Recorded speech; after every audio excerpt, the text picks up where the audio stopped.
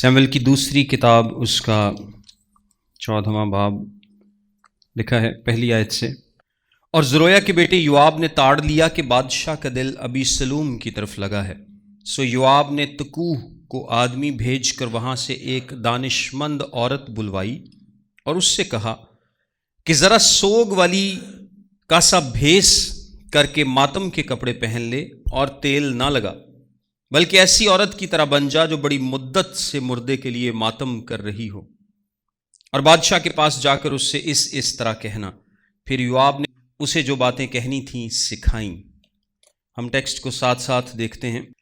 یہاں پر میں تھوڑا سا کانٹیکسٹ آپ لوگوں کو بتاتا چلوں کہ ہم نے لاسٹ کلاس میں تمر اور امنون کے واقعے کو دیکھا تھا، اور یہ دونوں داؤد بادشاہ کے بچے تھے ڈفرنٹ بیویوں سے، اور جو تمر ہے اس کا بھائی ابی سلوم تھا، اور جب تمر کے ساتھ امنون نے زیادتی کی جو کہ داؤد کا پہلوٹا بیٹا تھا اور وارث ہونے کی لائن میں تھا، تو امنون کو ابی سلوم نے جو کہ تمر کا بھائی تھا قتل کر دیا، اور اس کے بعد وہ اپنے ننیال بھاگ جاتا ہے تاکہ پناہ لے سکے۔ 3 سال وہ وہاں پر رہتا ہے۔ بات تھوڑی سی پرانی ہوتی ہے۔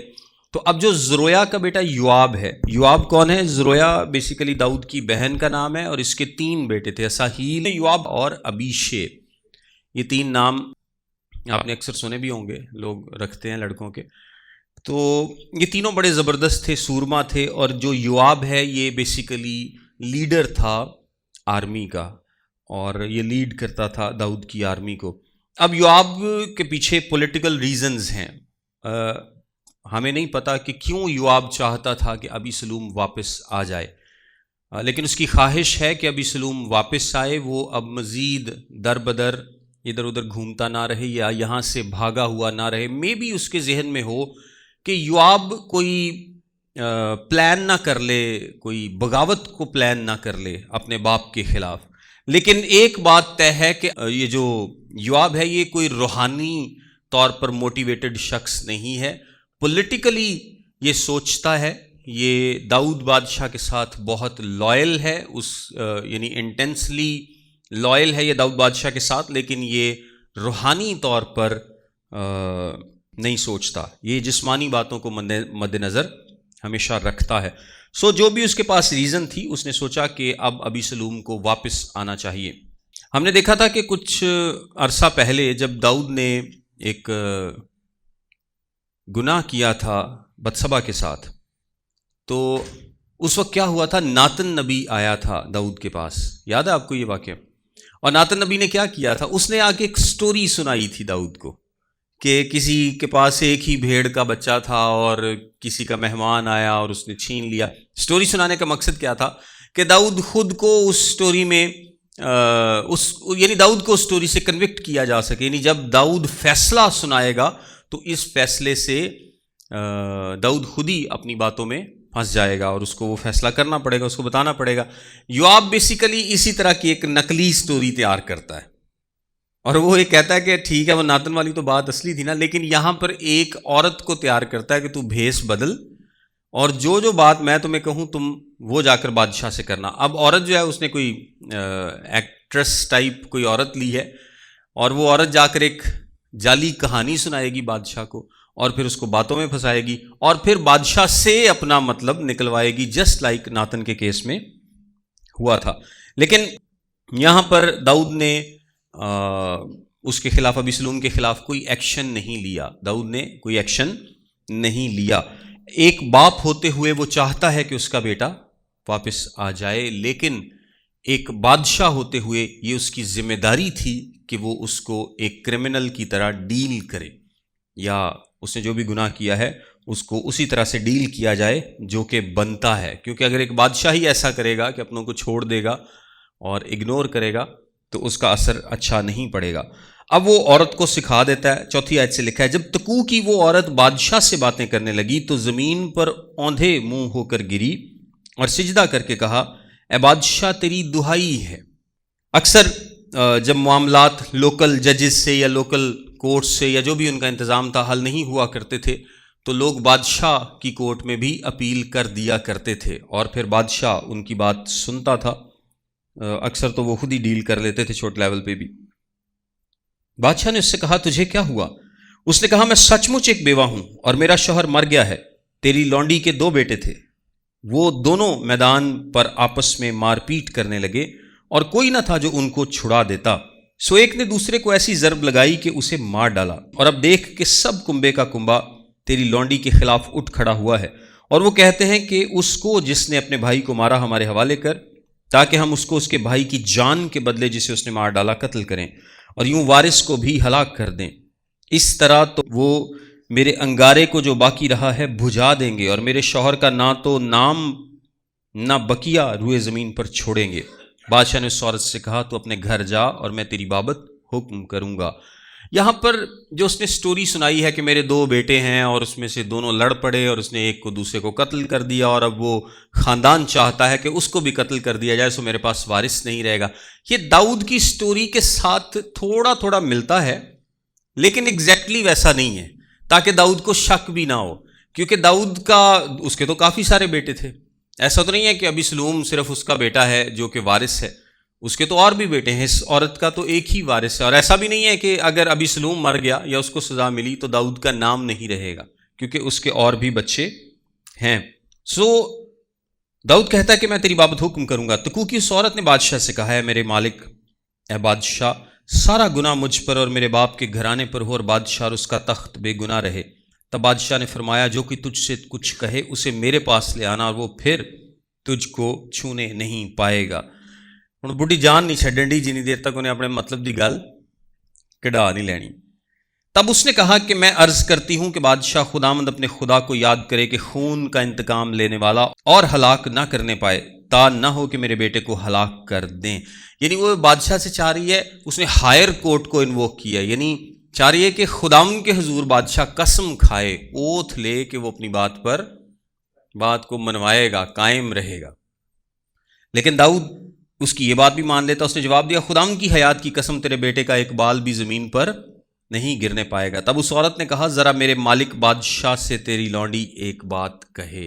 اب جب کہ اس نے داؤد کو اپنی باتوں میں لے لیا ہے اور اس نے خداوند کی قسم لے لی ہے، although کہ اگر آپ قسم لے بھی لیں اور وہ قسم غلط ہو تو خداوند کے کلام میں، شریعت میں اس کا حل موجود تھا کہ وہ قربانی دے کر، گناہ کی قربانی دے کر اپنی اس قسم سے توبہ کر سکتا تھا. لیکن خیر داؤد نے ایسا نہیں کیا. آگے لکھا ہے اس نے جواب دیا کہہ. اس عورت نے کہا کہ تو نے خدا کے لوگوں کے خلاف ایسی تدبیر کیوں نکالی ہے؟ کیونکہ بادشاہ اس بات کے کہنے سے مجرم سا ٹھہرتا ہے، اس لیے کہ بادشاہ اپنے جلا وطن کو پھر گھر لوٹا کر نہیں لاتا. اب اس نے اپنے اصل مدعا بیان کیا ہے اس ساری کہانی سے کہ بادشاہ ابی سلوم کو واپس نہیں لا رہا. سو اس میں بادشاہ غلط کر رہا ہے، کیونکہ ہم سب کو مرنا ہے اور ہم زمین پر گرے ہوئے پانی کی طرح ہو جاتے ہیں جو پھر جمع نہیں ہو سکتا. وہ 3 باتیں بیان کرتی ہے کہ موت سب کو آ لے گی، اور خدا کسی کی جان نہیں لیتا بلکہ ایسے وسائل نکالتا ہے کہ جلا وطن اس کے ہاں سے نکالا ہوا نہ رہے. اور میں جو اپنے مالک بادشاہ سے یہ بات کہنے آئی ہوں تو اس کا سبب یہ ہے کہ لوگوں نے مجھے ڈرا دیا تھا. سو تیری لونڈی نے کہا کہ میں آپ بادشاہ سے عرض کروں گی، شاید بادشاہ اپنی لونڈی کی عرض پوری کرے، کیونکہ بادشاہ سن کر ضرور اپنی لونڈی کو اس شخص کے ہاتھ سے چھڑائے گا جو مجھ اور میرے بیٹے دونوں کو خدا کی میراث سے نیست کر ڈالنا چاہتا ہے. سو تیری لونڈی نے کہا کہ میرے مالک بادشاہ کی بات تسلی بخشو، کیونکہ میرا مالک بادشاہ نیکی اور بدی کے امتیاز کرنے میں خدا کے فرشتے کی مانند ہے. سو خداوند تیرا خدا تیرے ساتھ ہو. 18ویں آیت میں لکھا ہے تب بادشاہ نے اس عورت سے کہا میں تجھ سے جو کچھ پوچھوں تو اس کو ذرا بھی مجھ سے مت چھپانا. تو اس عورت نے کہا میرا مالک بادشاہ فرمائے. بادشاہ نے کہا کیا اس سارے معاملے میں یوآب کا ہاتھ تیرے ساتھ ہے؟ اس عورت نے جواب دیا تیری جان کی قسم اے میرے مالک بادشاہ، کوئی ان باتوں سے جو میرے مالک بادشاہ نے فرمائی ہیں دہنی یا بائیں طرف نہیں مڑ سکتا، کیونکہ تیرے خادم یوآب ہی نے مجھے حکم دیا اور اسی نے یہ سب باتیں تیری لونڈی کو سکھائیں. اور تیرے خادم یوآب نے یہ کام اس لیے کیا تاکہ اس مضمون کے رنگ ہی کو پلٹ دے. اور میرا مالک دانش مند ہے، جس طرح خدا کے فرشتے میں سمجھ ہوتی ہے کہ دنیا کی سب باتوں کو جان لے. تب بادشاہ نے یوآب سے کہا دیکھ میں نے یہ بات مان لی، سو تو جا اور اس جوان ابی سلوم کو پھر لے آ. دیکھیں یہاں پر اس ساری سٹوری کے پڑھنے کا مقصد یہ ہے، سمپل سٹوری ہے کہ یوآب 3 سال ہو چکے ہیں گھر سے باہر ہے، دوڑا ہوا ہے بادشاہ کے خوف سے، اور بادشاہ اس کو واپس نہیں لا رہا۔ یوآب ایک سٹوری گھڑتا ہے جس کا موٹیو سٹل ہمیں نہیں پتا کہ وہ کیوں ایسا کرنا چاہتا ہے، لیکن وہ چاہتا ہے کہ یوآب ابیسلوم واپس آ جائے، اور اس کے لیے وہ ایک عورت کو تیار کرتا ہے جو کہ بادشاہ کو جا کر ایک جھوٹی کہانی سنائے گی، جو کہ جس سے ریلیٹ کرے گی، پھر وہ بادشاہ سے قسم لے گی اور پھر بادشاہ اس کی باتوں میں آ جائے گا، اور ایگزیکٹلی ویسا ہی ہوتا ہے جیسے یوآب نے سوچا تھا۔ لیکن یہاں پر 2-3 باتیں میں آپ لوگوں سے کرنا چاہتا ہوں کہ یہ ایک من گھڑت کہانی تھی۔ یہ کیا تھا؟ ایک من گھڑت کہانی تھی، اور یہ نقل تیار کی گئی تھی ایگزیکٹلی اس بات کی جو کہ پہلے داؤد کے ساتھ اصل میں ہوا تھا، جب ناتن نبی اس کے پاس آیا تھا اور اس کو ایک کہانی سنائی تھی، اور اس کہانی میں داؤد نے اپنی ججمنٹ دی اور پھر وہ ججمنٹ اسی پر پوری اتری۔ اسی طرح یہ کہانی سنائی گئی اور داؤد نے اس پر ججمنٹ دی کہ خدا کی قسم میں کھاتا ہوں کہ اس کا ایک بال بھی بیکا نہیں ہوگا، اور پھر اس ججمنٹ کے مطابق انہوں نے کہا ہن تو قسم کھا دی تے اپنی گال نو پورا کر دو۔ بادشاہ پھر یوآب نو ساد کے کہتا ہے کہ ٹھیک ہے، اس کو واپس لیا، ابیسلوم کو واپس لیا۔ لیکن اگر آپ ایک بات نوٹ کریں تو ابیسلوم کی سائڈ سے کوئی ریپینٹنس نہیں ہے، ابیسلوم کی سائڈ سے کوئی ریپینٹنس نہیں ہے، اور کہا جاتا ہے کہ جو گریس ریپینٹنس کے بغیر ہوتی ہے، یعنی جو فضل ریپینٹنس کے بغیر ہوتا ہے، وہ چیپ گریس ہوتی ہے۔ آپ کا ریکنسائل کر لینا اس کی ریپینٹنس کے بغیر یا اس کے باز آئے بغیر آپ کے لیے تباہی کے بیج کو بوئے گا۔ اور اس کیس میں بھی ایسا ہی ہوا کہ اس کی سائڈ سے کوئی ریپینٹنس نہیں ہے، لیکن وہ پھر اس کو بلا کر اس کی پوزیشن پر کیا کرے گا؟ بحال کر دے گا، اس کی پوزیشن پر بحال کر دے گا۔ کیونکہ ایک بات تو اور تھی نا، وہ کہتا ہے کہ چل ٹھیک ہے یار، جتھے بیٹھا بیٹھا رہے، لیکن اس کو واپس بلانا اور پھر واپس بلا کر اس کو اس مرتبے پر یا اس کے وہ شہزادہ ہونے پر اس کو بحال کر دینا، اور وہ بھی اس کی توبہ کے بغیر، یہ داؤد کے لیے مسائل کو پیدا کرے گا۔ اور اس کہانی میں جو دھوکہ دیا گیا ہے، بیسیکلی یہ دھوکہ اس سینس میں ہے کیونکہ کہانی سچی نہیں ہے۔ اور میں نے پچھلی دفعہ بھی یہ بات کی تھی کہ ابلیس بعض اوقات کیا کرتا ہے؟ چیزوں کو ری پیکج کرتا ہے، بلکہ یہ ہم نے سنڈے سرمن میں بات کی تھی کہ وہ ری پیکج کرتا ہے، چیزوں کو ایک نیا کور چڑھا کے لوگوں کے سامنے پیش کرتا ہے۔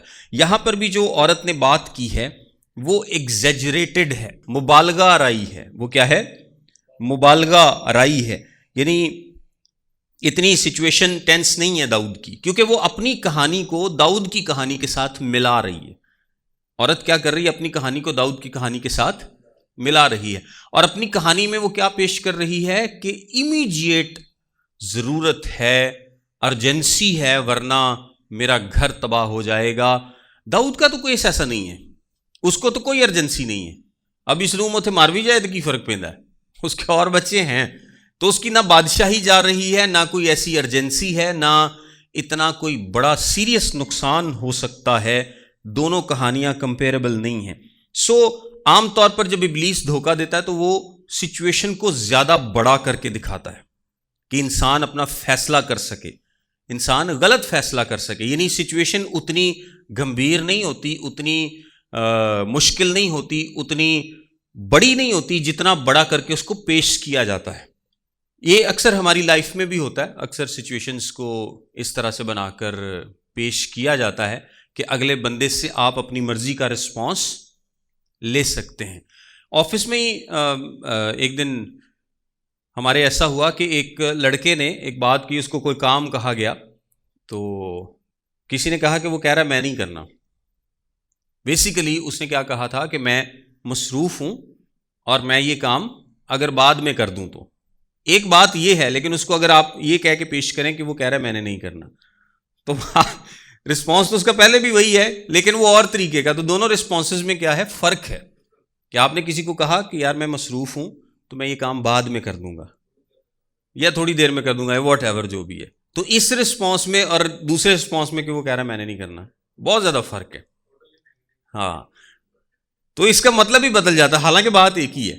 تو اس میں کیا ہوا کہ جو آپ کے بڑھا چڑھا کر پیش کرنے والی بات ہوتی ہے، یہ اکثر ابلیس اس کو دھوکے کے طور پر استعمال کرتا ہے. سچویشن اتنی گمبھیر نہیں ہوتی. اور دوسرے نمبر پر ایموشنل مینیپولیشن ہے. ایموشنلی اس نے داؤد کو مینیپولیٹ کیا، سٹوری بتا کے کہ ایک ہی بیٹا ہے، وہ مر جائے گا، وارث نہیں رہے گا، حالانکہ ایسی سچویشن نہیں تھی. اور جہاں پہ بھی آپ چاہتے ہیں کہ ایول کو یا برائی کو ٹالریٹ کیا جائے تو وہاں پر ایموشنز کو مینیپولیٹ کیا جاتا ہے، ایموشنز کے ساتھ کھیلا جاتا ہے اگلے بندے سے غلط فیصلہ کرانے کے لیے. اب داؤد چونکہ قسم کھا چکا ہے اس لیے وہ اپنے قسم پر پورا اترے گا، حالانکہ وہ توبہ بھی کر سکتا تھا، وہ کہہ سکتا تھا کہ میری قسم غلط ہے. اور اگر ڈیل کرنا ہوتا تو 3 سال گزر چکے تھے، داؤد پہلے ہی ابی سلوم کے ساتھ ڈیل کر چکا ہوتا یا کوئی فیصلہ سنا چکا ہوتا، لیکن اس نے لیٹ کیا ہے. یعنی وہ رحم کرنا چاہتا ہے لیکن انصاف کے بغیر. خدا انصاف کے بغیر رحم نہیں کرتا. خدا کا جو رحم ہے وہ ہمیشہ انصاف کے ساتھ ہے. ایسا نہیں ہوتا کہ خدا انصاف کو اگنور کر دے اور رحم کرے. لیکن خدا نے جو ایک سبسٹیٹیوشنری ڈیتھ کا طریقہ نکالا تھا کہ ایک کی جگہ دوسرے کو سزا برداشت کرنی پڑے گی. اگر ہم سوچیں کہ ہم پر رحم ہوا ہے، ہم پر فضل ہوا ہے، تو یہ انصاف کے بغیر نہیں ہوا. لیکن انصاف کا تقاضا ہم پر پورا نہیں کیا گیا، انصاف کا تقاضا یسوع مسیح پر پورا ہوا ہے، کیونکہ وہ انصاف کا بھی خدا ہے اور وہ رحم کا بھی خدا ہے. رحم ہم پہ ہوا ہے لیکن انصاف کا تقاضا یسوع مسیح کی ذات میں پورا ہوا ہے. اس نے انصاف کو اگنور نہیں کیا اور خدا انصاف کو اگنور کرتا بھی نہیں. آگے لکھا ہے سو وہ اس کو ابی سلوم کو یوآب لے آتا ہے. تب یوآب زمین پر اوندھا ہو کر گرا اور سجدہ کیا اور بادشاہ کو مبارکباد دی. اور یوآب کہنے لگا آج تیرے بندے کو یقین ہوا اے میرے مالک بادشاہ کہ مجھ پر تیرے کرم کی نظر ہے، اس لیے کہ بادشاہ نے اپنے خادم کی عرض پوری کی. پھر یوآب اٹھا اور جسور کو گیا اور ابی سلوم کو یروشلیم میں لے آیا. تب بادشاہ نے فرمایا کہ وہ اپنے گھر جائے اور میرا منہ نہ دیکھے. سو ابی سلوم اپنے گھر گیا اور وہ بادشاہ کا منہ دیکھنے نہ پایا. مطلب داؤد رسیا سی تقریباً، سمجھ لو وہ تو منہ بھی نہیں سی ویندا لیکن اس کو سزا بھی نہیں دے رہا تھا. سو وہ ایک طرح سے کنفیوز تھا. وہ کیا تھا؟ ایک طرح سے کنفیوز تھا. لیکن جو میں نے ایک بات بتائی ہے کہ اس میں جو ریپینٹنس کا ایلیمنٹ ہے وہ نہیں تھا. میں اس سے نا کچھ آپ کو اور بھی سبق بتاتا ہوں کہ خدا کبھی بھی گناہ سے آنکھیں بند نہیں کرتا. خدا کبھی بھی گناہ سے آنکھیں بند نہیں کرتا. یہاں پر داؤد نے کیا کیا ہے؟ وہ کہتے نہیں انہیں بس اکھ میٹ لیو دے لو کہ میں نہیں ویکھیا. سو داؤد نے کیا کیا ہے؟ داؤد نے انصاف کے تقاضے کو پورا نہیں کیا اور یہی ابی سلوم نیکسٹ چیپٹرز میں کیا کرے گا؟ بغاوت کرے گا اور داؤد کو بھاگنا پڑے گا. داؤد کو اپنی جان بچانے کے لیے بھاگنا پڑے گا. سو ایک یہ چیز غلط ہوئی کہ اس نے انصاف کے تقاضوں کو پورا نہیں کیا.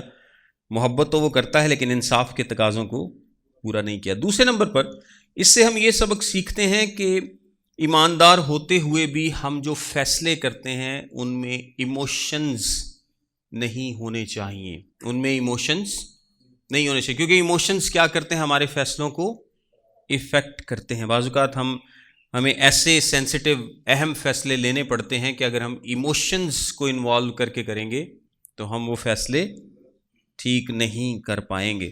ایک اور سبق جو ہم سیکھتے ہیں کہ شیطان خدا کے میتھڈز کو نقل کرتا ہے. شیطان کیا کرتا ہے؟ خدا کے میتھڈز کو نقل کرتا ہے اور کنفیوز کر دیتا ہے. یہ ناتن نبی والا کام خدا نے کیا تھا لیکن شیطان نے کیا کیا؟ اس کو کاپی کیا.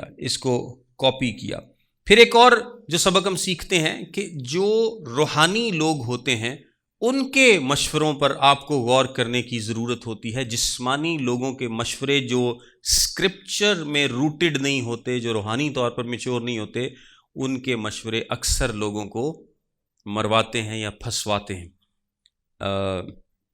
ہماری ٹیم کا ہی ایک بندہ تھا تو وہ اکثر کہتا تھا، اکثر آ کے وہ کہا کرتا تھا، تو خیر نہیں ہے ہمارے ساتھ لیکن وہ اکثر آ کے بات کرتا تھا کہ جی میرے بھرا نال میں گل کیتی، میرے بھرا نے مینوں آکھیا، میں کہ تیرا بھرا توبہ نے کیتی ہے کہ نہیں؟ کہنا نہیں توبہ نہیں کیتی انہیں. تو میں کہ تینوں وہ مشورہ لین کی لوڑ کی ہے، مینوں یہ دس. کہنا میں سارے مشورے اپنے بھرا کو لینا. میں کہ جو ایک بندہ توبہ یافتہ ہی نہیں ہے وہ تینوں صحیح مشورہ کیویں دے سکتا ہے؟ آپ کو کسی ایسے بندے سے، یوآب روحانی طور پر اس کا کوئی فیصلہ روحانی بیسس پہ نہیں ہوتا، وہ ایک جسمانی آدمی ہے، بادشاہ کے ساتھ لائل ہے لیکن ایک جسمانی آدمی ہے، پولیٹیکلی سوچتا ہے، جسمانی طور پہ سوچتا ہے. اب اس کے فیصلے کا اثر بادشاہ کی زندگی پر بھی ہوگا، کیونکہ بادشاہ نے اس کی بات سن لی، مان لی، وہ عورت والا سارا چکر ہو گیا. تو آپ کو کسی بھی جسمانی شخص سے اپنی روحانی زندگی یا ایون کہ زندگی میں کسی بھی معاملے پہ ایڈوائس لینے کی ضرورت نہیں ہے. بلیورز کی بات کر رہا ہوں. آپ کو جو گائیڈنس ایک لائف میں چاہیے ہوتی ہے وہ ہمیشہ، میں یہ نہیں بات کہہ رہا، اس کو کنفیوز نہ کیجئے گا، مطلب جو ہم پڑھائی لکھائی کرتے ہیں فلان ٹمکین، وہ جڑا ہوں تہاڈے پادری نوں نہیں پتا، ظاہری جی گل ہے کہ تسی اپنے کسی ٹیچر کو ہی پوچھو گے نا جا کے، اس کے ساتھ کنفیوز نہ کریں. میں زندگی میں ایک گائیڈنس کی بات کر رہا ہوں، زندگی میں آگے بڑھنے کی بات کر رہا ہوں، اور وہ آپ کو کوئی روحانی آدمی ہی صحیح مشورہ، صحیح گائیڈنس دے سکتا ہے جس کا خدا کے ساتھ تعلق ہے، اور جسمانی آدمی آپ کو وہ مشورہ صحیح نہیں دے گا. اور یہی بات کہ جو لوگ خدا کے کلام سے خوف نہیں کھاتے ان سے مشورہ لینے کی آپ کو ضرورت نہیں ہے. پھر اس کے بعد ایک اور ہم سبق سیکھتے ہیں کہ ریکنسیلیشن ریپینٹنس کے بغیر، یعنی آپ دوبارہ ملاپ کر لیں لیکن اس میں توبہ کا کوئی عمل دخل نہ ہو پارٹیز کی جانب سے، تو وہ کبھی کامیاب نہیں ہوگی، کبھی بھی کامیاب نہیں ہوگی بلکہ نقصان دہ ہوگی. ہاں، ایک اور سبق کہ صحیح کام شارٹ ٹرم میں، چھوٹی مدت میں تکلیف دہ ہو سکتا ہے، لیکن اگر ڈس اوبیڈینس ہوگی یا آپ وہ فیصلہ نہیں لیں گے تو وہ آپ کو لانگر ٹرم میں نقصان پہنچائے گا. آگے لکھا ہے، اور سارے اسرائیل میں کوئی شخص ابیسلوم کی طرح اس کے حسن کے سبب سے تعریف کے قابل نہ تھا، کیونکہ اس کے پاؤں کے تلوے سے سر کے چاندی تک اس میں کوئی عیب نہ تھا. یعنی بہت سونا سی ابیسلوم. اسرائیل کو ویسے ہی خوبصورت لوگ پسند تھے. آپ کو یاد ہوگا کہ پہلے اس سے کون تھا خوبصورت؟ ساؤل.